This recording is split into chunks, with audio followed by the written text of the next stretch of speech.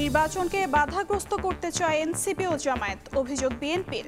PR মেনে না নেয়ার ঘোষণা। দলগুলোর মধ্যে অনৈক্য তৈরি হলে স্বৈরাচারের সুযোগ পাওয়ার শঙ্কা। অসুস্থ বোধ করায় মধ্যরাতে রাজধানীর ইউনাইটেড হাসপাতালে ভর্তি মির্জা ফখরুল ইসলাম আলমগীর আছেন চিকিৎসকের পর্যবেক্ষণে, জানিয়েছে বিএনপির প্রেস উইং। দিনে দুপুরে মাসের পর মাস পাথর লুটকাণ্ড, প্রশাসনের দলগত গাফিলতি আর ব্যর্থতা মত পরিবেশবিদের। স্থানীয় কর্তৃপক্ষ সহ অর্ধ ডজন মন্ত্রণালয় কোনোভাবেই দায় এড়াতে পারে না। এক ব্যক্তি একাধিক জায়গা থেকে কিনছে টিসিবির পণ্য। ভর্তুকি মালের বড় অংশই ভোগ করছে সুযোগ সন্ধানীরা। নির্বিকার প্রশাসন, দুর্নীতি বন্ধে বিক্রয় পয়েন্ট বাড়ানোর তাগিদ। এবং দেশে শিশুর বয়স নিয়ে ভিন্ন ভিন্ন আইন, সুযোগ নিচ্ছে অপরাধীরা। আর্থসামাজিক প্রেক্ষাপট বিবেচনায় এমন সংজ্ঞায়ন বলছেন আইনজীবী।